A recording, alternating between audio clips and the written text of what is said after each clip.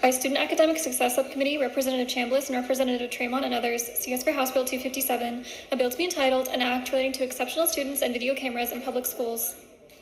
Representative Chambliss, you are recognized to explain the bill from Representative Tremont's desk. Representative Abbott's desk, sorry. Thank you, Mr. Speaker. So as mentioned many times, I'm a father who loves his kids. As a matter of fact, sometime this evening, because it's a Friday night, so he's going to stay up a little later, I'm going to call home and I'm going to talk to my babies. I'm going to listen to Kayla, because she's 3. She's going to talk to me in 100 different languages, one of them being English. I'm going to talk to my son, Kevin Jr., and I'm going to ask him about his day. And I'm going to get a response. You see, that's a normal thing in our household. If I'm up here, I call and I ask about their day and I get a response. When I'm at home and I pick them up or they come home, I talk to them and I get a response when I ask about their day. One time he had a scratch. He had a scratch on his elbow and we were like, what happened? And he was like, oh, in aftercare, this kid pushed me and I fell down. And I'm like, did you tell anybody? He's like, no. I'm like, so we called the teacher and, we investigate and we find out he's able to say what kid did it. And because of the feedback that my 6-year-old is able to give me, we were able to address that problem. If only every parent was so lucky.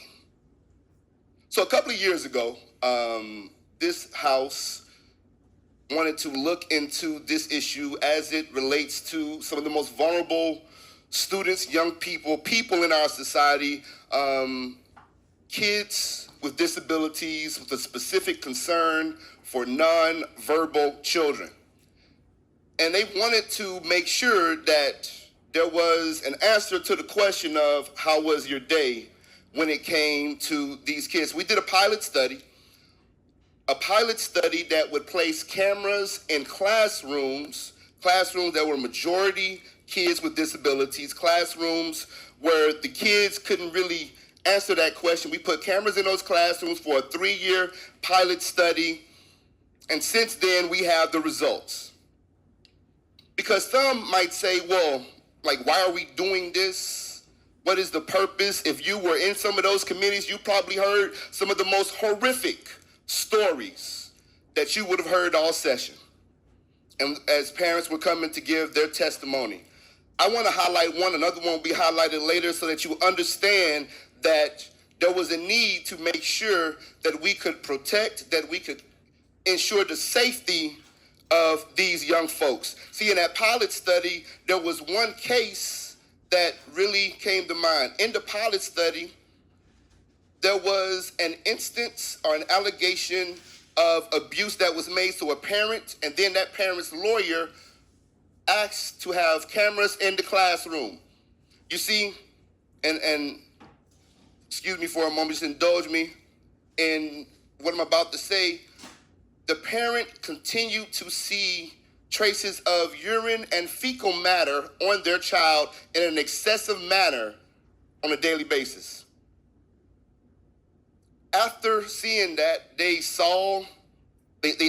asked for the cameras, and what ended up happening was the cameras showed that the teacher was using the bathroom as a form of punishment to such a degree that over 50% of the child's classroom time was spent in the bathroom.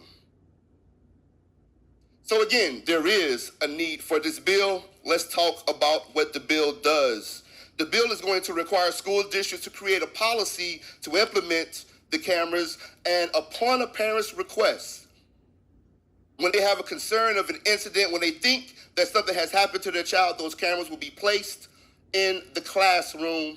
Now, privacy is respected because all the children will not be identified in the video. Their faces will be blurred.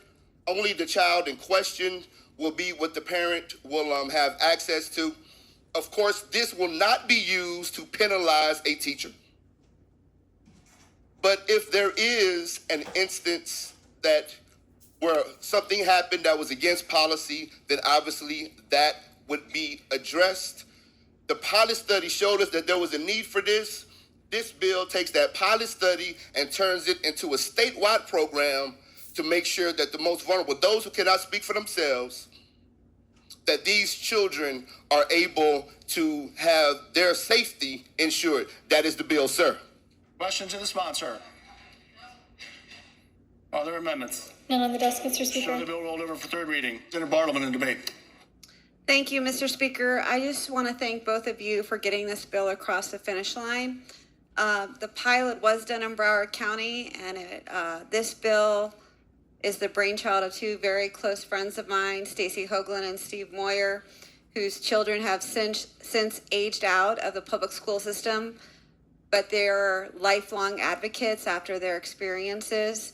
So I want to thank both of them and all of the parents who brought this idea forward and fought for this idea for multiple years to make this happen. And thank you for bringing this great bill, and we should all be voting up on it. Thank you. Further debate. Representative Tremont, you're recognized to close. Thank you, Mr. Speaker. I want to thank Rep. Chambliss for his courage and his partnership throughout this time. I want to thank Chair McFarland for kicking us off in the subcommittee. I thank my friend Chair Kennedy for seeing this through, and I thank you to the Speaker of the House for your tremendous support on this issue. And members in the chamber, I know it's late, long day, fun day. We're ready to go home. My 1-year-old, Chase Jr., took his first steps this week, and I'm here. Chase Jr., that's right. But I can't in good conscience just wave close on this, but I'll be brief. But I want to close because I want this chamber to understand the importance of this issue so we can continue to maintain a sense of urgency with this. And I'll try to keep my composure. I've lost it a couple times in committee, but I'll do my best here. And the rep mentioned this in his opening. He said there's a question that each parent asks their child when they pick them up from school throughout your life. You've asked them, more than likely, you've asked them, how was your day and what happened at school? And chances are you've gotten a response. But imagine picking up your son or daughter that has scratches or bruises on their body and not getting an answer, having no idea what happened to them. And there are parents all over this state that it took a while, took a long time, sometimes years for a lot of these parents to accept the fact that they'll never get an answer from their child. Instead, they have to settle for a response from their teacher, and all we can do is simply take them at their word. Now, 2 months ago, a teacher who my wife and I trusted with our nonverbal son for 3 years, and my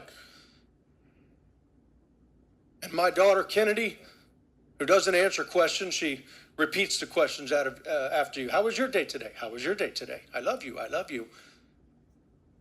We trusted a year and a half this teacher who was just recently arrested for soliciting a 14-year-old boy online for sex. This guy who's been changing my son's diapers for 3 years and taking my daughter to the potty for a year and a half.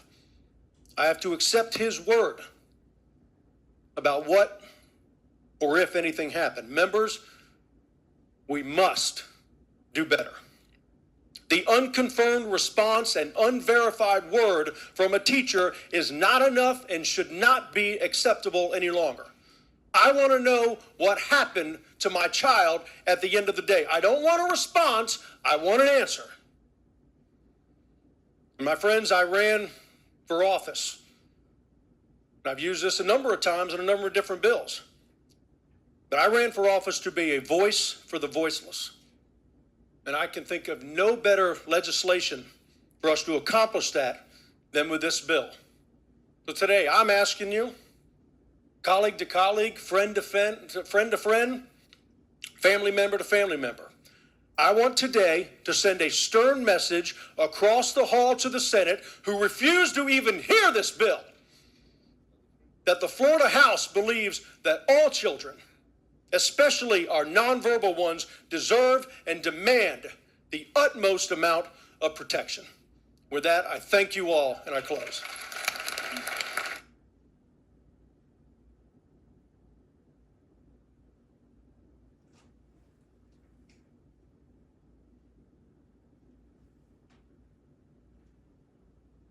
The question now recurs on final passage of CS for HB 257. The clerk will unlock the machine and the members will proceed to vote. Have all members voted? Have all members voted? The clerk will lock the machine and announce the vote. 106 yeas, 0 nays, Mr. Speaker. Show the bill passes.